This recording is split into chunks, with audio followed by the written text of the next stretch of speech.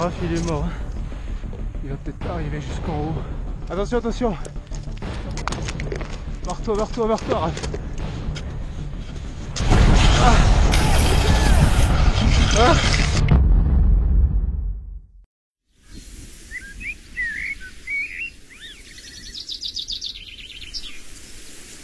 Premier jour à Cuneo pour un repas typiquement italien. Bon, il y a Flo à la rigueur. On est parti à 10h et on est arrivé sur site à 19h. Oh, ça fait 10 heures de route avec quand même 2 heures d'arrêt pour faire des courses. Alors le trajet long, bon, une petite erreur de vallée, c'est pas grand chose à 2 heures près, ça change pas grand chose. Sympathiques Italiens nous ont guidés. Mais vous êtes fous, hein, c'est la vallée d'à côté, c'est au moins à 2 heures de voiture. Hein. Per andare al Quintino voi dovete partire di qui, sì. Ok? È tutta un'altra valle, questa è la Valle Varaita. Ok. Per il Quintino dovete fare Valle Po. Sì. Dall'altra parte di Saluzzo. Ah ok. Molto...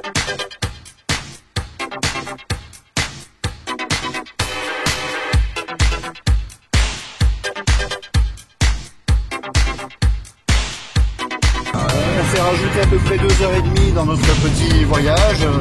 Quand c'est beau, et ben nous on aime, on reste et on visite. Hein.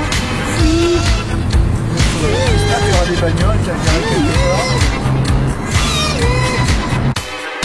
En arrivant, effectivement, toutes les montagnes un petit peu hautes qu'on voyait, on les a pris pour des monts Viso. Donc on a vu à peu près une dizaine de monts Viso avant d'arriver à localiser vraiment le vrai. Je crois qu'on a été impressionné par à peu près toutes les montagnes du coin. Parce que dès qu'il y avait le moindre pic qui dépassait des nuages, c'est vrai qu'on était wow, il est immense. Et au final, quand on est arrivé vraiment devant le vrai Mont Viso et qu'on a compris que c'était lui, c'est vrai que c'est impressionnant comment on est minuscule à côté. C'est vraiment immense.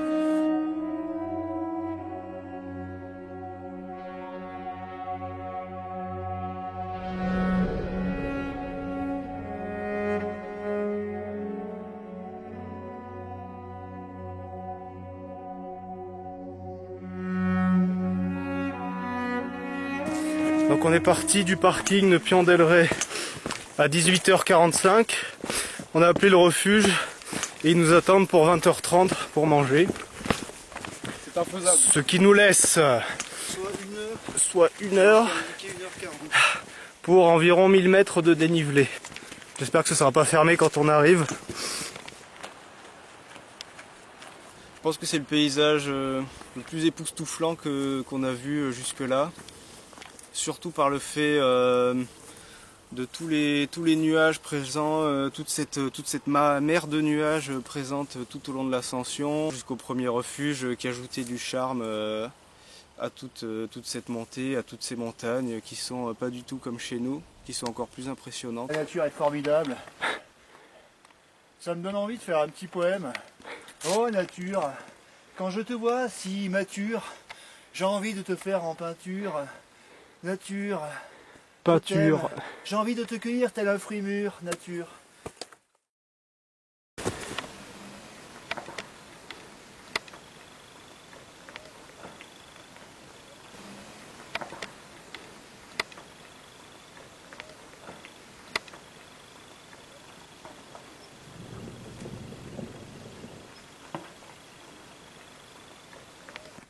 Il y a des gens là-bas, on dirait qu'ils ont fait demi-tour. Ça y est. Il est enfin là. Il rifugio di Quintino Sella.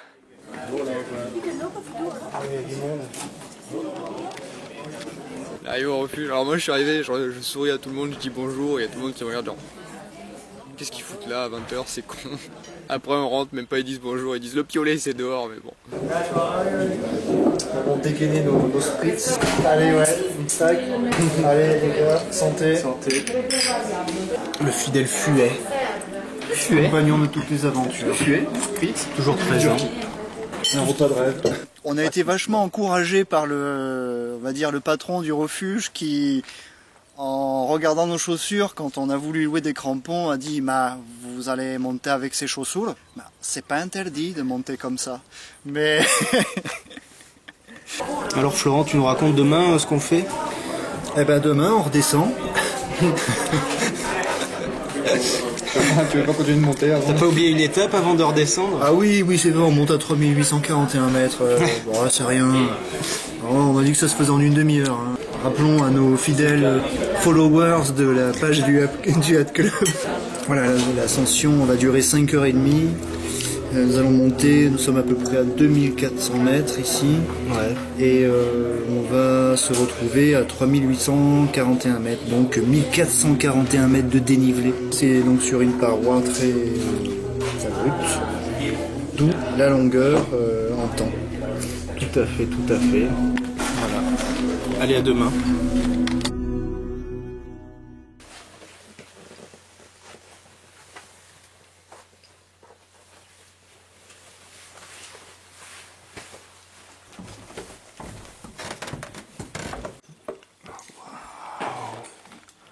Allez, profite bien.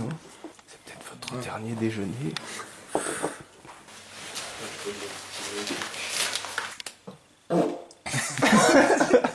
Florent, est-ce que quelque chose à dire?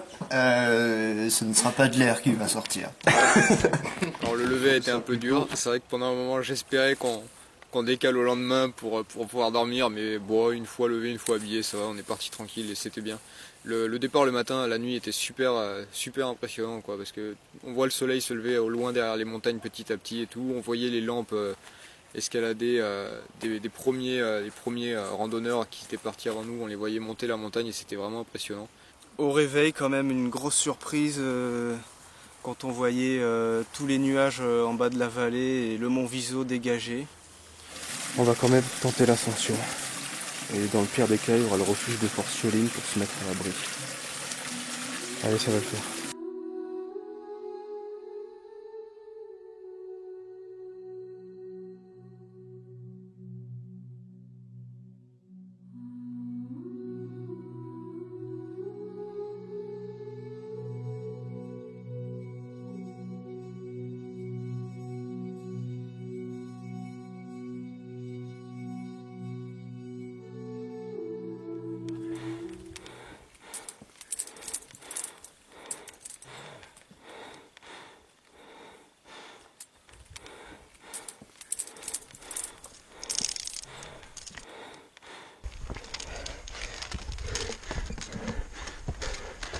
Donc on est parti à 5h15 du refuge de Quintino.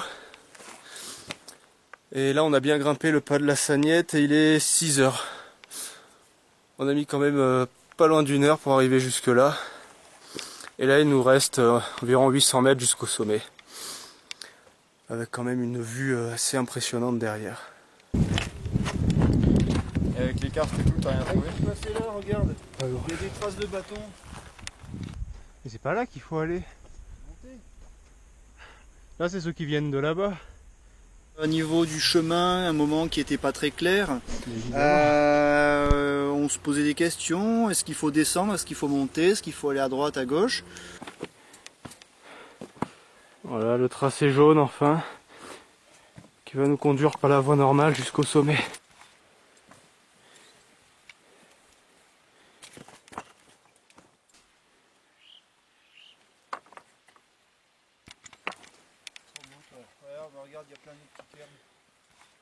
Franchement, j'ai beaucoup aimé. Après le reste de l'ascension, c'est vrai que sur le haut, on a eu vachement de mal, quoi. On était tous un peu crevés, certains plus que d'autres, mais moi c'est vrai que j'avais du mal à trouver mon souffle, mais au final, bon, j'y allais à mon rythme et ça allait.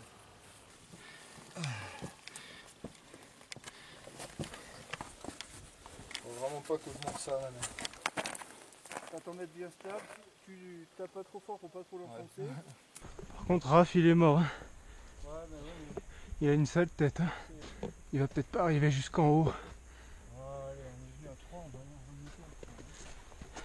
Ah mais la montée, j'ai jamais vu un truc aussi dur. Ouais, c'est chaud, hein. Bon, il est 9h20, quoi, encore 20 minutes.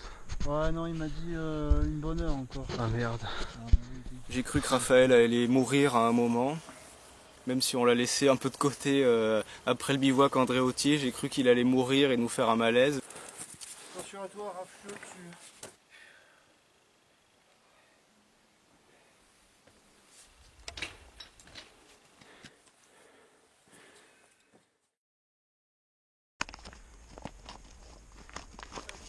Première utilisation des crampons.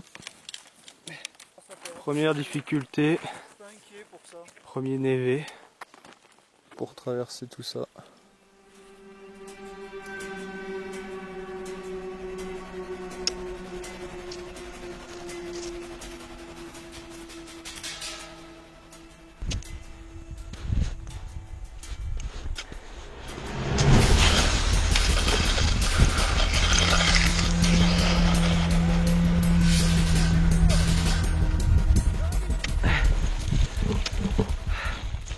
Mon Dieu, j'ai le bras cassé. J'ai le bras gauche cassé. Putain, viens là. Après quelques péripéties, on a eu quelques pierres aussi qui nous sont tombées dessus. Donc là, on a bien pris conscience quand même que ça se fait, mais c'est pas un endroit facile.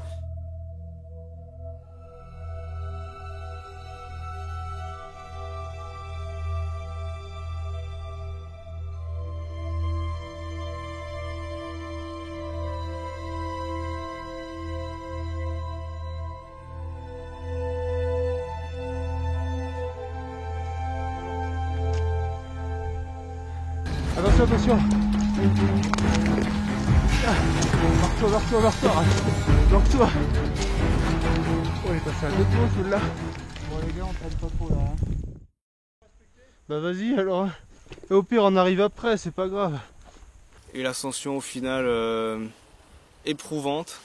Je pense qu'on a tous eu un coup de barre à un certain moment. Heureusement qu'on avait les gels pour nous booster et pour se motiver les uns les autres. Regarde le sommet, c'est bon. Moi j'en peux plus. Ouais, il est 8h40, ça va, on a le temps. Hein. Moi je peux plus avancer. Et après, l'ascension quand même très physique puisque on en a bavé, surtout moi personnellement. J'ai commencé à avoir envie de vomir. J'ai rien dit jusqu'au sommet pour pas inquiéter les deux autres. Et oui, ça a été un petit peu difficile.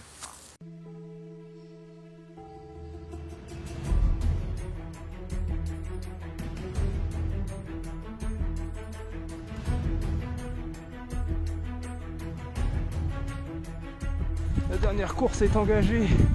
On peut voir un bout de la croix au loin. 3841 mètres. On les a vaincus. Wouh!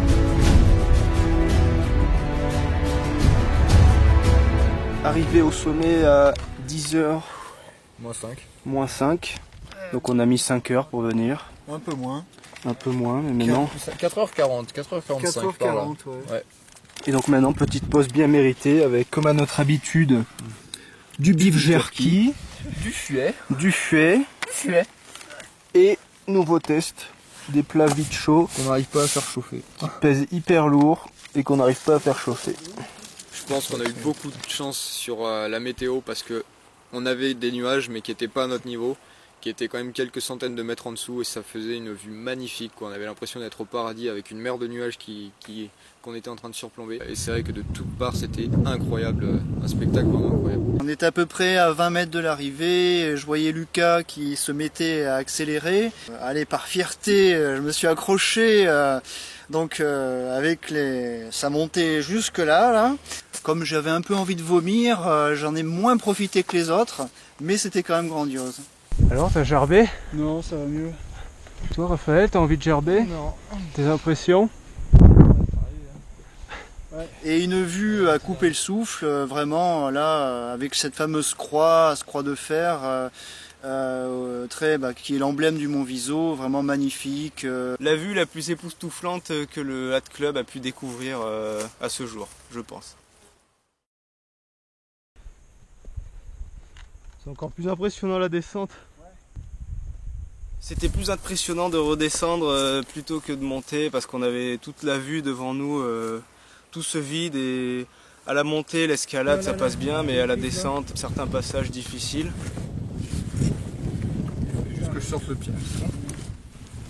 À la redescente, je l'ai trouvée très longue et on a mis quasiment autant de temps que pour monter, soit presque 5 heures, bon un peu moins. Il fallait rester très très concentré parce que c'est ce qu'il y a de plus dangereux. Des nuages à perte de vue.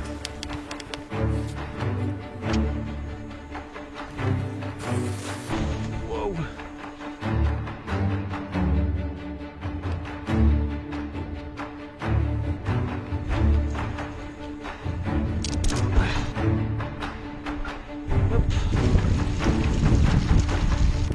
pouvez le voir, à la fatigue de Florent et à la déprime de Raphaël. Nous sommes arrivés en haut du pas de la Sagnette. Donc il y a encore combien, 1h30? Ouais, une bonne heure et demie. Une bonne heure et demie avant d'arriver au refuge et de pouvoir plier les bagages pour rentrer au parking.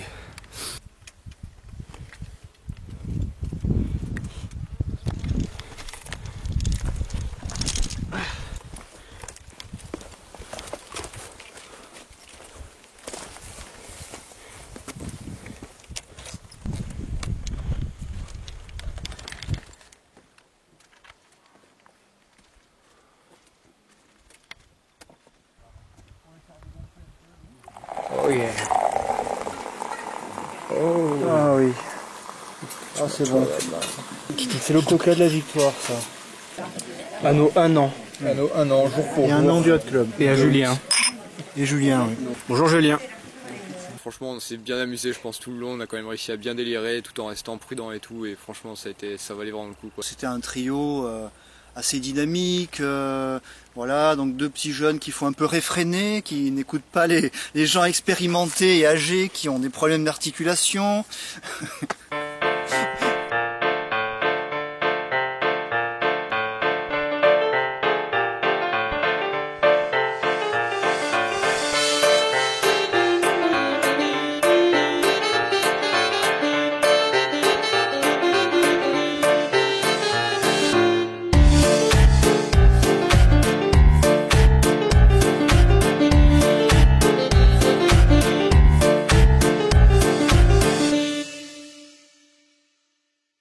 Au final, une très bonne expérience, aussi physique que technique, avec certains passages risqués.